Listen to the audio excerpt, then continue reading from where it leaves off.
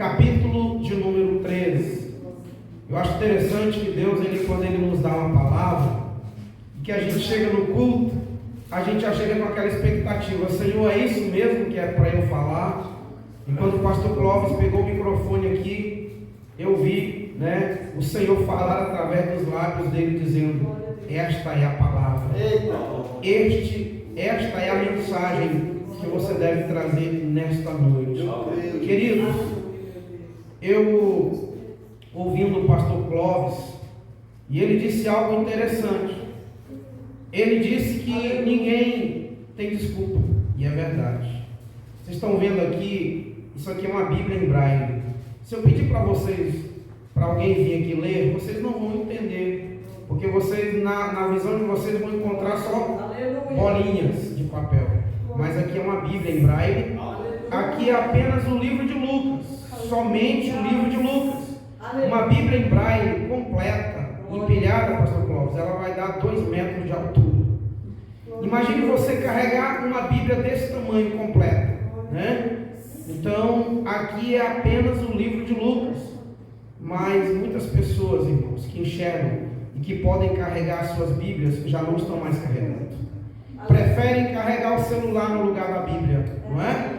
Às vezes tem até vergonha de andar com a Bíblia. Tem até vergonha por uma Bíblia bem pequenininha para botar dentro do bolso, dentro da bolsa. Nada contra as Bíblias pequenas, fique claro isso. Eu só estou dizendo que tem gente que tem vergonha de andar com a Bíblia. Enquanto eu gostaria de andar com a Bíblia completa, e não posso. Quando eu vou pregar, eu tenho que falar: Espírito Santo, qual é o livro? Aonde eu vou pregar? E aí eu tenho que levar apenas aquele livro onde o Senhor falou comigo. Mas é importante você colocar a Bíblia dentro do teu coração. Como disse o pastor aqui, está chegando a hora de saber. Usar uma frase que usam no Nordeste, usam lá no Pará: a hora da onça beber água. A hora de saber quem é cristão e quem não é. Na perseguição, que você não vai poder carregar a sua Bíblia, você não vai poder andar com ela. Há uma história de uma mulher idosa na Alemanha, quando havia perseguição.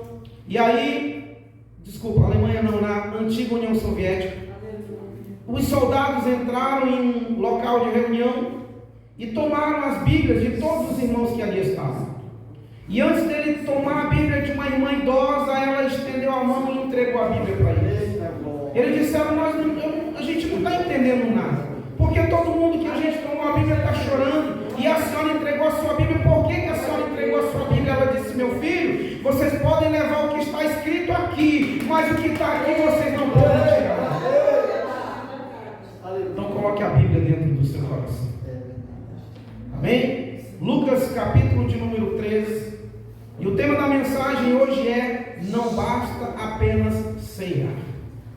Não basta apenas ceiar. Você vai entender o porquê.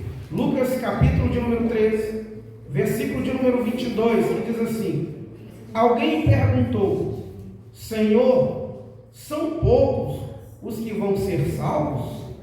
Jesus respondeu, versículo de número 24: façam tudo para entrar pela porta estreita, pois eu afirmo a vocês que muitos vão querer entrar, mas não poderão.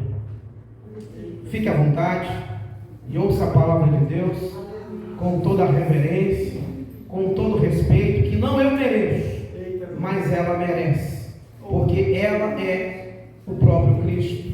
A palavra de Deus é o próprio Cristo, e eu vim falar dele nessa noite.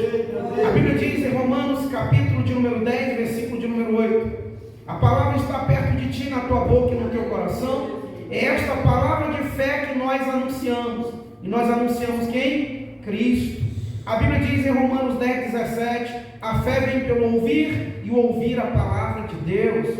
E quem é a palavra de Deus, senão o próprio Cristo? No Evangelho de João capítulo 1 diz: no princípio era o verbo se fez carne, no princípio era o verbo, e o verbo era Deus, e o verbo se fez carne e habitou entre nós. E quem é este verbo, senão o próprio Cristo? E é dele que eu vim falar nesta noite. Queridos, Alguém pergunta para Jesus: Senhor, serão poucos os que vão ser salvos?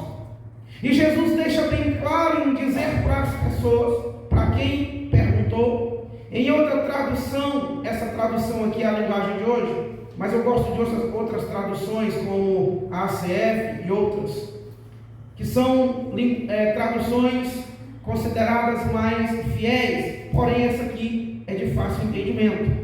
E a Bíblia então diz que Jesus, ele deixa bem claro para quem o perguntou. Jesus diz: esforçai-vos. Esforçai-vos. Outra tradução diz: porfiai por entrar no reino de Deus. Queridos, Jesus está dizendo o seguinte: olha, vocês têm que se esforçar. Quando Jesus começa o seu ministério, e antes que Jesus comece, nós sabemos que a Bíblia nos fala sobre um homem chamado João Batista. Jesus disse que entre os nascidos de mulher, nenhum profeta foi maior do que o próprio João Batista. E a mensagem de João Batista era: arrependei-vos e convertei-vos. Quando Jesus começa a anunciar o seu evangelho, quando Jesus começa a exercer o seu ministério, Jesus diz: arrependei-vos, porque está próximo o reino de Deus.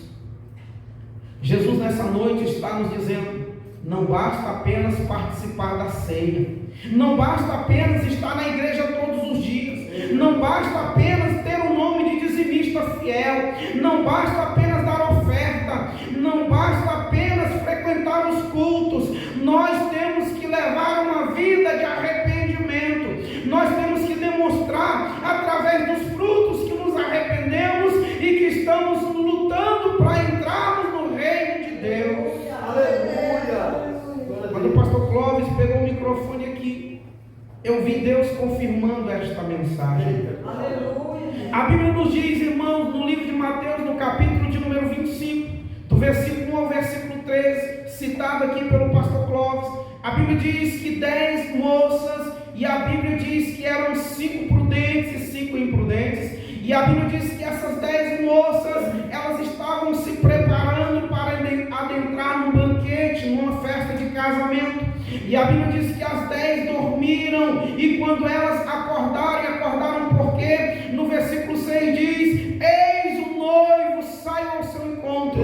À meia-noite diz que houve um grito: eis o noivo sai ao seu encontro. E a Bíblia diz que essas 10 moças acordam, e quando essas 10 moças se despertam, irmãos, aqui nós vamos ver a diferença. É que as 5 prudentes, quando elas acordam, elas viram que suas lamparinas, elas precisavam de mais azeite, mas elas tinham reservas. As 5 imprudentes, quando elas acordam, elas veem que as lamparinas estavam se apagando, mas quando elas olham, elas percebem que elas não têm mais reserva, e elas viram para as prudentes e dizem assim: dai-nos um pouco do vosso azeite. Não podemos, ide aos que vendem e comprai. E a Bíblia diz que quando elas saíram para comprar, e aí o noivo chega, e as 5 prudentes entram, e quando elas voltam, e elas batem na porta: Senhor, abre-nos a porta, queremos entrar. O Senhor diz: não vos conheço. Eita glória, está chegando a hora, pastor Clóvis, desta porta se fechar. Está chegando a hora da porta da graça se fechar. E quando ela se fechar, não adianta mais bater. Quando ela se fechar, não adianta mais clamar. Quando ela se fechar, não adianta mais chorar. O tempo de entrar nela agora. O tempo é hoje, o dia é hoje, a hora é agora. Não adianta levar o nome de crente se não vive como um crente. Não adianta levar o nome de pastor quando não se comporta como um verdadeiro pastor. Não adianta levar o nome de evangelista quando não se comporta como um evangelista. Queridos, a pergunta que eu faço a todos nós aqui nesta noite, a pergunta que eu faço a toda a igreja, e eu me incluo nisto, porque a palavra, antes de ser pregada, ela vem para o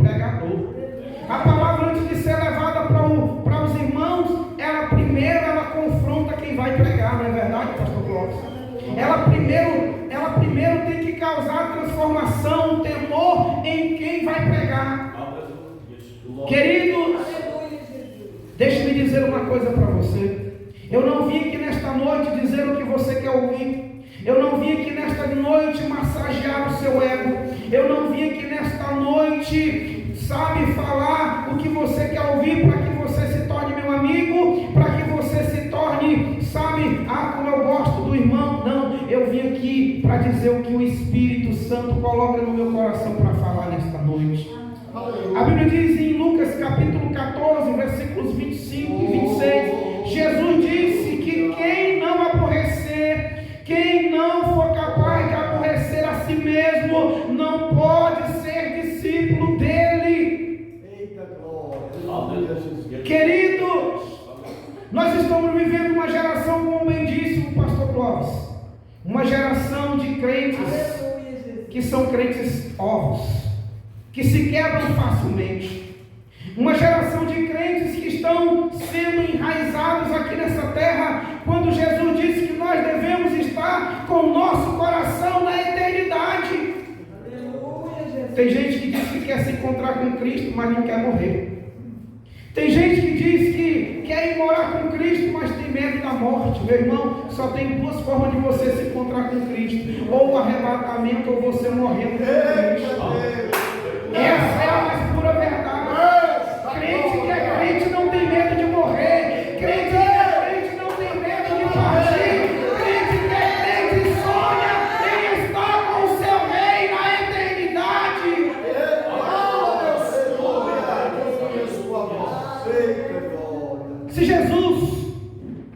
Se Jesus determinasse que hoje fosse o fim da nossa vida, e que a morte batesse nas nossas portas hoje, estaríamos nós preparados? Quando Jesus disse esforçai-vos, é porque não é fácil. Ontem à noite recebemos uma visita, eu e minha esposa recebemos uma visita de uma moça dizendo que ela não consegue acreditar em Deus, que por muito tempo ela não conseguia mais sequer acreditar que havia um Criador. E por que ela chegou a essa conclusão? Porque as lutas são grandes, porque as dificuldades são grandes. E tem crente que hoje, irmão, quando está passando uma dificuldade, quando está passando uma necessidade, diz assim: será que Deus existe? Será que Deus está comigo? Será que Deus realmente existe? Irmão, deixa-me confessar uma coisa para você. Hoje eu tive uma experiência que alegrou demais o meu coração. Eu desde 2013 que o Senhor me chamou para a obra. O Senhor me chamou e me fez uma promessa. O Senhor disse: filho, aonde você for, nunca cobre para pregar a minha palavra e deixa que eu vou sustentar você. Nunca exija nada para fazer a minha obra. Viva pela fé, mas não viva da fé. Eu disse: Senhor, o que é viver pela fé e o que é viver da fé? Ele disse: filho, viver da fé é aquele que estabelece um valor para pregar, é aquele que estabelece um valor para cantar, é aquele que estabelece um cachê para fazer a minha obra. Mas se você viver pela fé, eu vou cuidar de você. Aleluia, Jesus. Todo mundo que me conhece diz assim para mim: irmão, o irmão é aposentado, o irmão tem um benefício. Quando eu digo que não, as pessoas se assustam. Não, mas não está certo. Você tem o direito de ter um benefício do INSS. Entra que você tem o direito. Dia desse um amigo meu me ligou e falou: ei, irmão, meu pai é advogado, e eu falei com meu pai para te ajudar a conseguir um benefício do INSS. Eu falei: irmão, não precisa de advogado. A minha situação me permite conseguir um benefício fácil. Não é difícil, eu não preciso de advogado. Basta dar entrada no benefício, eu consigo. Mas não é por isso que eu não tenho benefício. É porque eu tenho um Pai. É porque eu tenho um Deus. É porque eu tenho alguém que me prometeu e até hoje tem cumprido. Ele tem cuidado de mim.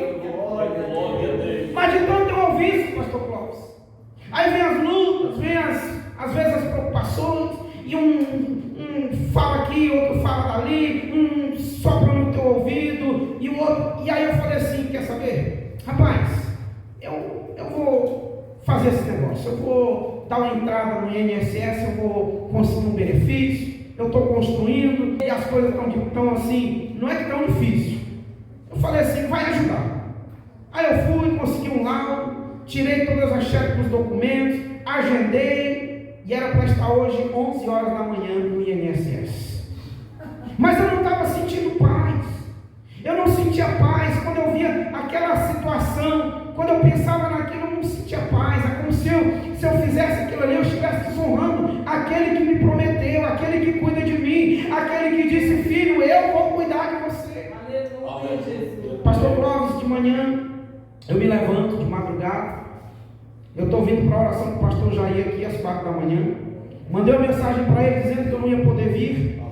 E aí eu vou orar e eu não sentia paz, O Espírito Santo falou assim: filho, eu não tenho cuidado de você, filho. Filho, nada tem te faltado, não é? Filho, não é o governo que vai te sustentar, não é o governo que vai garantir o teu sustento. Sou eu, o teu Deus, sou eu aquele que te chamou, sou eu aquele que te escolheu para fazer a minha obra. E ele disse: filho, esforça para viver a sua fé.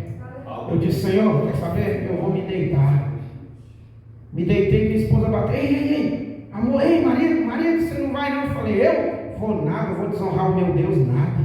Eu lá quero saber de benefício de INSS. Eu quero me esforçar para entrar no reino de Deus. Eu quero me esforçar para continuar vivendo pela fé. Eu quero me esforçar para eu poder ter um testemunho e dizer, quando eu encontrar alguém que estiver passando necessidade, dizer: ei, confia no Senhor, porque eu conheço alguém que supre a tua necessidade. Eu conheço alguém que é capaz de suprir todas as suas necessidades.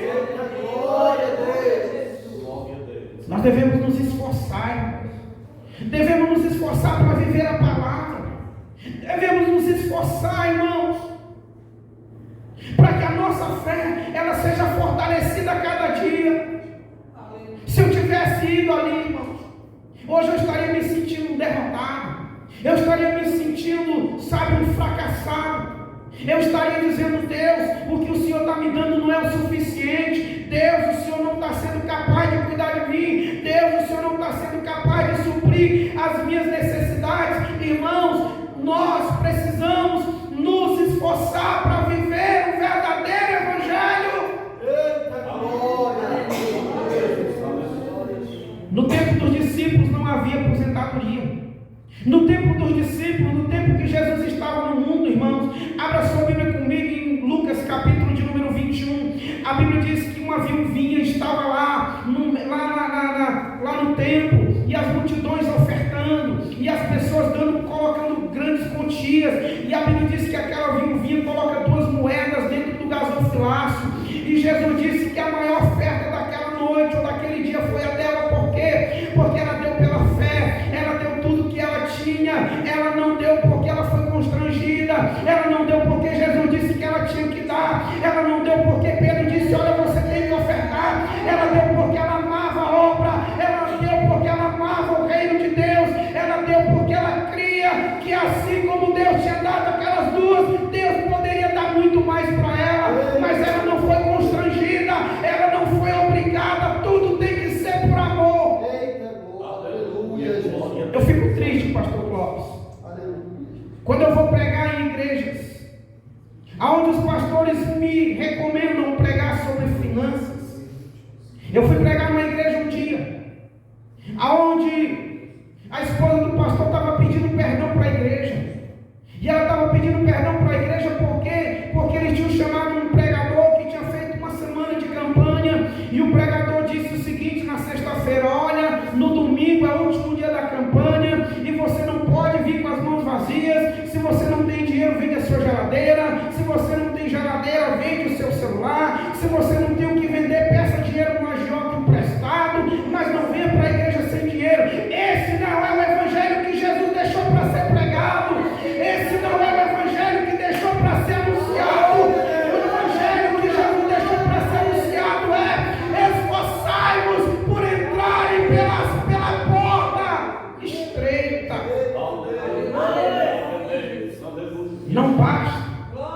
Não basta apenas ter o nome de cristão. Abra sua Bíblia comigo em João, Evangelho de João, capítulo de número 12. A Bíblia vai dizer que Jesus estava em uma certa casa, e Maria entra e começa a ungir o Senhor. Ela derrama um perfume caríssimo na cabeça do Senhor Jesus. Judas, ele diz assim: por que esse perfume é tão caro? Por que não vende esse perfume? Por que não foi vendido? Ele custa 300 moedas de prata. Por que ele não foi vendido e o dinheiro foi dado aos pobres? Jesus disse que Judas falou isso não porque ele amasse os pobres, mas porque ele era ladrão. Ele queria roubar, ele queria surrupiar, ele queria pegar aquele dinheiro para roubar para ele mesmo. Escute, não basta ter tantas igrejas, tantos ministérios, tantos templos, onde as pessoas são enganadas, onde as pessoas são ludibriadas. Eu vivi uma experiência no estado de São Paulo, pastor Clóvis, dentro de uma igreja enorme, e o Espírito Santo disse: filho, eu vou mostrar para você como não existe mais amor na minha obra, como os homens estão amando mais o dinheiro do que a minha palavra. Eu estava nesta igreja com mais de 15 mil membros, e quando eu saio para ir ao banheiro, terminou um culto, eu fui ao banheiro, alguém disse assim para mim: moço, o senhor quer ajuda? Eu falei: eu preciso encontrar um banheiro. Ele falou: eu ajudo você. O Espírito Santo falou aqui no meu coração: prega para ele. Eu disse: moço, o senhor quer fazer uma aliança com Jesus? Ele falou: eu quero, e eu vim aqui para isso, mas o povo lá na frente só fala de dinheiro, só vive pedindo dinheiro. Eu vim aqui para aceitar Jesus, eu vim aqui para me aliançar com Jesus. E naquele momento eu orei por aquele homem, e ele aceitou a Cristo como Senhor e Salvador da alma dele. Pastor Clóvis, eu vivi isso dentro de um templo.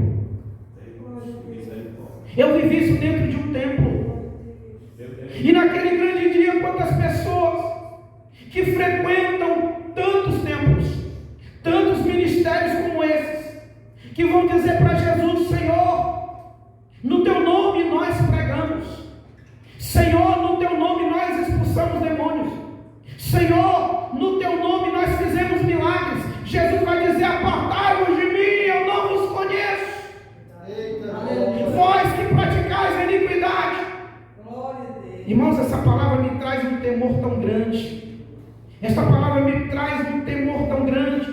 Eu digo: Senhor, eu não quero estar nesse meio. Eu não vou suportar ouvir isso. Eu não vou suportar isso. E a minha oração: Senhor, se for para eu me tornar um enganador, um explorador da fé das pessoas, mata-me antes que isto aconteça. Quantas pessoas estão ensinando? Quantas pessoas estão até mesmo dando ceia, ceando? Ei, irmãos, Judas estava na ceia. Não basta ceiar, não basta apenas frequentar um templo, não basta apenas estar nos cultos todos os dias de culto. Não basta. Nós temos que produzir frutos de arrependimento. As pessoas têm que olhar para nós e elas têm que ver nas nossas atitudes Cristo, elas têm que ver nas nossas atitudes o Espírito Santo, elas têm que ver nas nossas atitudes atitude de um servo, de uma serva do Senhor. Eita glória, aleluia, aleluia. Sabe, irmãos, tem crente, pastor Clóvis, que se for fazer uma compra no supermercado e receber um troco errado, não devolve. Tem gente que se for em uma casa lotérica pagar uma conta e receber um troco além do que ele deveria receber, ele bota no bolso, leva para casa e não tem a consciência de que a pessoa que deu o troco errado vai ter que pagar por aquilo. Isso não é ser crente, isso não é ser servo de Deus. Tem gente, e eu ouvi uma pregação ontem à noite de um pastor que eu até gosto muito dele, dizer o seguinte, que na questão do perdão funciona assim: se alguém tem algo contra você, perdoe, mas você não é obrigado a conviver com a pessoa, você não é obrigado a restaurar a amizade com a pessoa. Ele até usou o seguinte exemplo, ele disse: a única pessoa que a gente não pode se separar se a gente tiver conflito é com o cônjuge. Ele disse: a única pessoa, ele falou, até deu exemplo: se eu tiver um problema com a minha esposa, eu tenho que perdoar ela e eu tenho que viver com ela, porque eu tenho uma aliança com ela diante de Deus. nós temos uma aliança diante de Deus com o nosso irmão, porque Jesus disse: aquele que não perdoar do íntimo seu próximo, não será perdoado pelo Senhor. Aleluia. Eita glória. O perdão de Deus é para restaurar. O diabo tem disseminado uma mentira no meio do povo de Deus, uma mentira no meio da igreja. Sabe qual é a mentira? Perdoe, mas você não precisa mais se aproximar de quem você perdoou.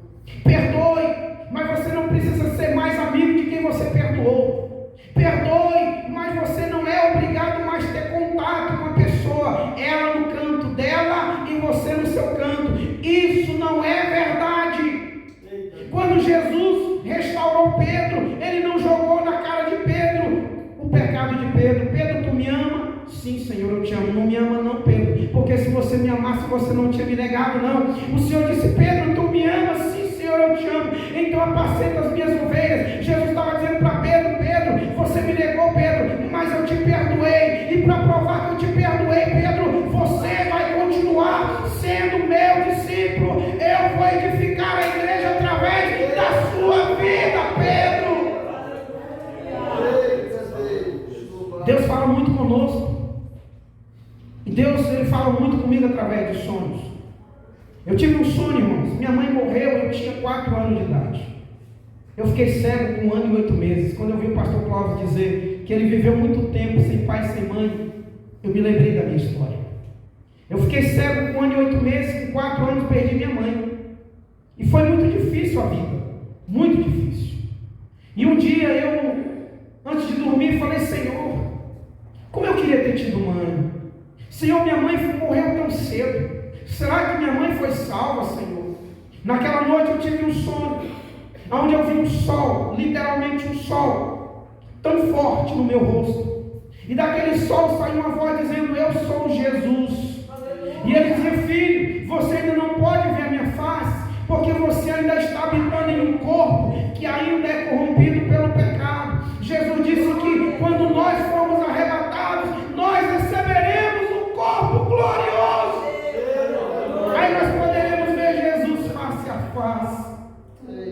Ele disse: filho, sua mãe, respondendo a sua pergunta, sua mãe morreu cedo, ela partiu cedo, porque ela sofria muito. No sofrimento dela, ela me clamou, filho. Mas antes que eu a recolhesse, ela pediu que eu cuidasse de você. Filho, está chegando a hora de você se encontrar com a sua mãe. E ele disse mais, pastor Clóvis: filho, eu preciso te falar algo para você falar para a minha igreja. Filho, a minha igreja tem acreditado numa forma de perdão que não foi a que eu ensinei. Ele disse: muitos acreditam que quando perdoam, não tem mais a obrigação de se aproximar do outro que ele perdoou. Jesus disse: isso não é perdão. Quem faz isso está enganado. Quem faz isso não vai poder morar comigo na eternidade. Ele disse: o meu perdão foi para restaurar. O meu perdão foi para aproximar o homem do Pai. O meu perdão foi para restaurar a comunhão do homem com o Pai. Ele disse: aonde você for, filho, pregue esta mensagem. Fale sobre esta mensagem.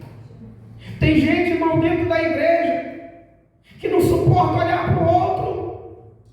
Tem gente dentro da igreja que vive, irmão, semeando contenda. Tem gente, eu fui pregar uma vez numa cidade chamada Taubaté, estado de São Paulo. Quando eu terminei a mensagem, chegou uma mulher e ela era missionária. Ela falou: irmão, missionária, essa mensagem, ela foi direto para minha inimiga. Eu disse: como assim, mano? Minha inimiga estava do meu lado. Eu disse: como assim sua inimiga, irmã? Ela disse: aqui que tem uma irmã aqui na igreja que a gente não se bica muito bem, a gente não se dá bem, a gente não se gosta. Ela estava do meu lado e essa mensagem foi para ela. Eu falei: irmã, a senhora é o que? Ela disse: sou missionária. Eu falei: rasga esse título, porque se a senhora não mudar de atitude, a senhora não vai poder entrar no reino de Deus. No dia seguinte, pastor Clóvis, ela trabalha num presídio. E ela então foi evangelizar no presídio feminino. E de repente uma presa veio na direção dela e disse: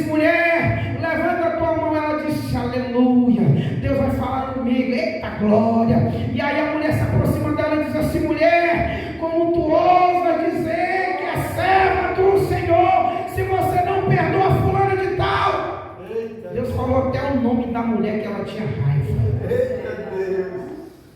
Aleluia. Queridos, não acredite nesta forma de perdão. O perdão é para você restaurar o relacionamento. Esse negócio de dizer eu perdoo fulano, mas ele lá no canto dele, eu no meu canto, isso está errado. Ainda tem gente que usa uma passagem da Bíblia, irmão, que está lá em Atos capítulo 15, quando Paulo e Barnabé têm uma discussão e os dois se separam, vai cada um para um lado. Mas irmãos, eu vou falar algo que você vai até se assustar. Eu não vejo ninguém pregando sobre isso. Escute, eu vejo aqui no capítulo 15 uma grande falha do apóstolo Paulo. Irmão, você é doido? Você é maluco dizer que Paulo falhou? Você é doido para dizer que Paulo errou? Irmãos, a Bíblia diz que o profeta Elias, ele era homem como nós, sujeito às paixões, sujeito aos erros, mas a Bíblia diz que ele orou por 3 anos e meio, não choveu em Israel, e ele orou novamente e a chuva caiu. Sabe o que significa dizer? O único perfeito que passou nessa terra chama-se Jesus Cristo de Nazaré. E eu vou provar para você que houve uma falha do apóstolo Paulo aqui. No capítulo 13, abre a sua Bíblia comigo. Atos, capítulo de número 13. A Bíblia vai dizer que quando os irmãos estavam jejuando e orando, a Bíblia vai dizer que o Espírito Santo, presta atenção, o Espírito Santo disse: separem para mim Barnabé e Saulo, para eles fazerem a obra a qual eu os chamei. Irmão, se o Espírito Santo chamou Paulo e Barnabé para fazerem missões juntos, chamou Paulo e Barnabé para fazer obra junto, que sentido tem eu agora dizer que Deus separou Paulo e Barnabé? Sabe qual foi o motivo da briga deles? É que na primeira viagem missionária que eles foram, eles levaram um jovem chamado João Marcos. E João Marcos os abandonou no meio da viagem e voltou, deixou os dois para trás. E agora, quando Paulo decide voltar para visitar as igrejas, Barnabé quer levar João Marcos. E Paulo disse: não, João Marcos não, porque João Marcos nos abandonou.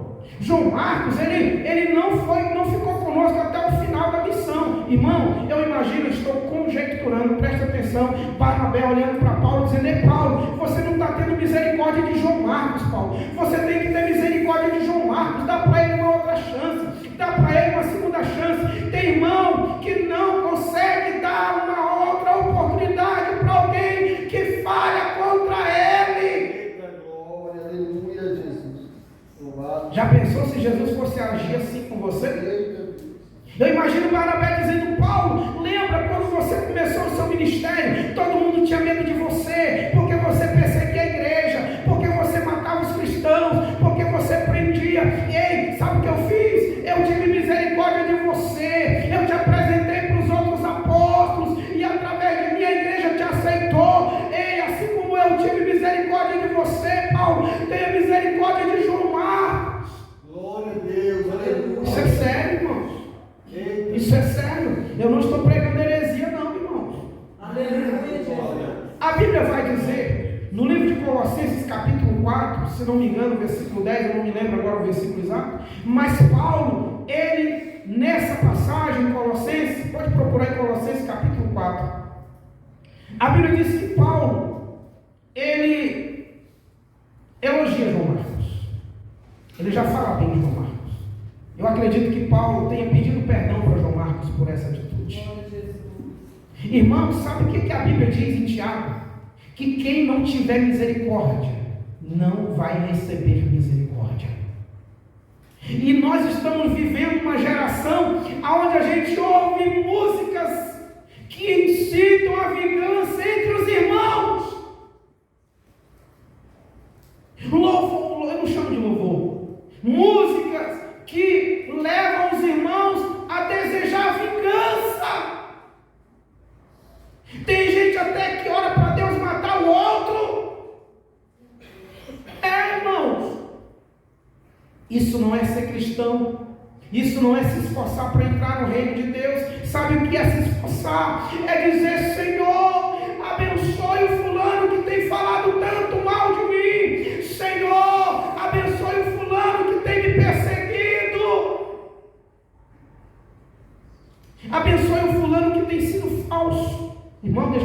séria para você?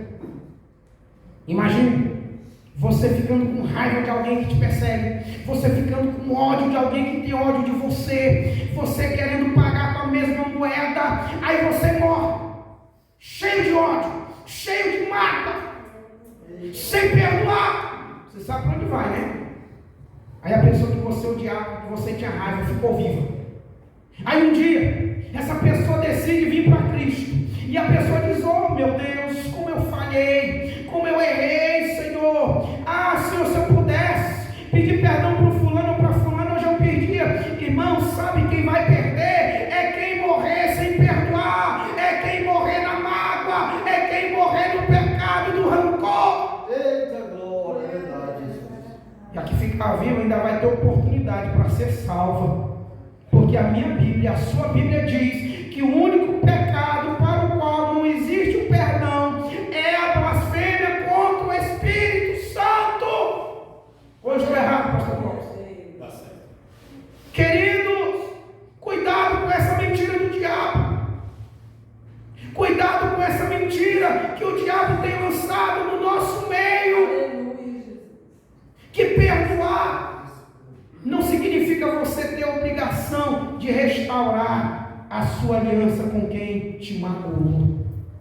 Se fosse assim, Jesus não teria restaurado e não teria se aproximado de Pedro. Se fosse assim, Jesus não teria morrido para aproximar o homem, porque a Bíblia diz em Romanos 3:23 que todos pecaram e todos foram destituídos da glória de Deus. Eita glória.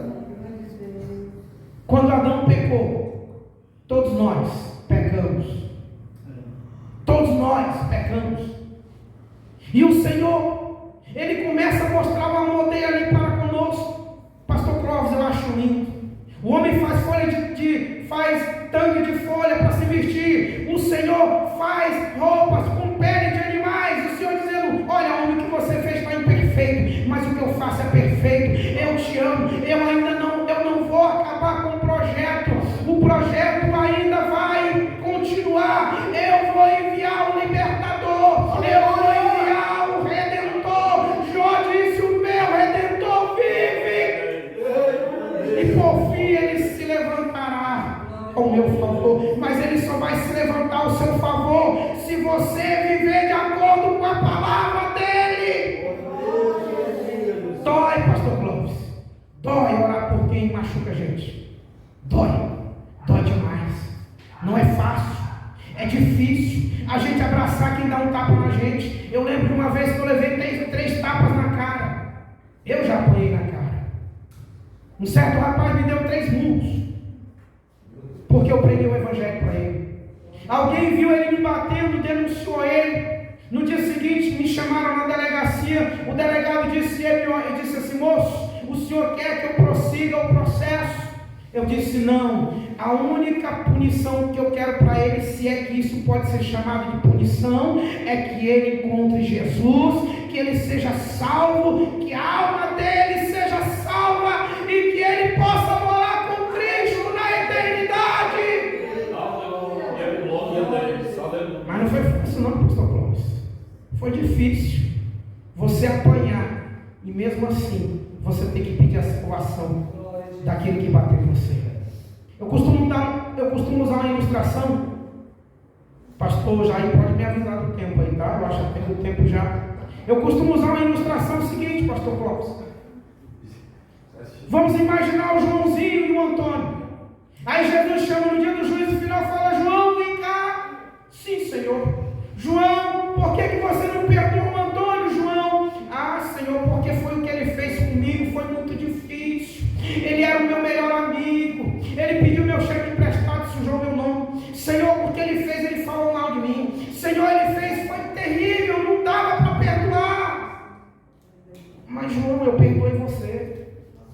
Eu perdoei quando eu estava morrendo na cruz. Eu disse: Pai, perdoa-os porque eles não sabem o que fazem. Aí o João vira para Jesus e disse: não, mas o Senhor é Deus, o Senhor é o Filho de Deus, o Senhor veio para isso. Oh, Estevão, sim, Senhor. Estevão, vem cá, meu filho, sim, Senhor. Estevão, como você morreu? Senhor, eu morri apedrejado. E por que você foi apedrejado, Estevão? Porque me acusaram injustamente, Senhor. Me acusaram injustamente. exatamente Estevão, e o que você fez, Estevão, o que você pediu, Estevão, quando você estava morrendo, quando estavam te apedrejando, ele disse: Senhor, eu pedi para o Senhor não colocar na conta deles aquele pecado, eu pedi para o Senhor perdoar eles. O Senhor virar para o João e disse: está vendo, João? Estevão era homem como você, João. E ele perdoou. Você também tem que perdoar. Fique de pé. Fique de pé, Sabe, pastor Clóvis, a gente prega uma mensagem como essa, e muitas igrejas não ouvem glória, não. A gente só ouve glória se disser: abre a tua mão, Jesus vai te dar a chave do teu carro, Jesus vai te dar muito dinheiro, Jesus vai te dar um emprego melhor, Jesus vai te dar uma mansão. Aleluia, glória a Deus. Aleluia, Jesus. Precisamos voltar a pregar mensagens como essa nos nossos cultos, nos altares do Senhor. Precisamos voltar, irmãos, pregar contra o pecado. Quantos pastores maçons existem nos púlpitos hoje, pastor Clóvis? Quantos mercenários existem na obra do Senhor hoje? Quantas pessoas, irmão, e se nós não vigiarmos, podemos fazer pior do que eles? Nós temos que depender do Espírito Santo. Temos que pedir a ajuda do Espírito Santo. Temos que nos esforçar. João Batista disse que o reino de Deus é tomado por esforço. Glória a Deus. Está doendo, mas eu preciso perdoar. Está doendo, mas eu preciso. Irmãos, eu poderia pregar a noite inteira sobre perdão hoje. Não ia me faltar assuntos. Aleluia, Jesus. Espero que você coloque essa palavra no seu coração. E eu espero que você pratique esta palavra. Irmãos, se um de nós aqui partir para a eternidade sem Cristo, o endereço é o inferno. Enquanto nós estamos, pastor Clóvis, quando eu vejo um crente morrer, um dia eu cheguei numa casa, pastor Clóvis, lá em Macapá, capital do Amapá. E uma mulher estava chorando, com depressão.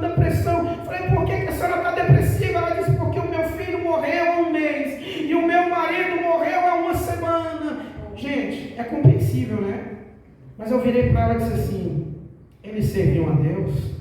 Meu marido era pastor, meu filho era evangelista. Eu falei: mulher, eles estão melhor do que nós. Eles já estão descansando. Eles já receberam o prêmio deles. Eles já puderam dizer como o apóstolo Paulo: combati um bom combate, completei a carreira e guardei a fé. Ela começou a sorrir. Ela disse: você tem razão, irmão. Eita Deus, aleluia. Glória a Deus. Meu irmão morreu ano passado. Aleluia. E ele estava em coma. E disseram para mim: fala com ele que ele te ouve. Sabe o que foi para ele, pastor Cláudio? Disse: meu irmão, as pessoas poderiam ter se escandalizado com o que eu vou te dizer, mas eu gostaria de estar onde está em teu lugar. Você é doido, irmão, desejando a morte? Irmão, o crente não morre. Jesus disse que aquele que crê em mim, João 11:25, aquele que crê em mim, ainda que morra, viverá. Aleluia. Glória a Deus. O crente que tem medo da morte não está preparado para ir para o céu. Aleluia. Precisa aceitar Jesus de novo. Eita glória. Coloca a mão no seu coração. Glória a Deus. Querido Deus, querido Espírito Santo, Aleluia. obrigado, Senhor, por esse momento tão precioso. Obrigado, Senhor, pela tua palavra. Obrigado, Senhor, por esta oportunidade que o Senhor me concedeu de trazer a mensagem para os meus irmãos nessa noite. Espírito Santo, nos ajuda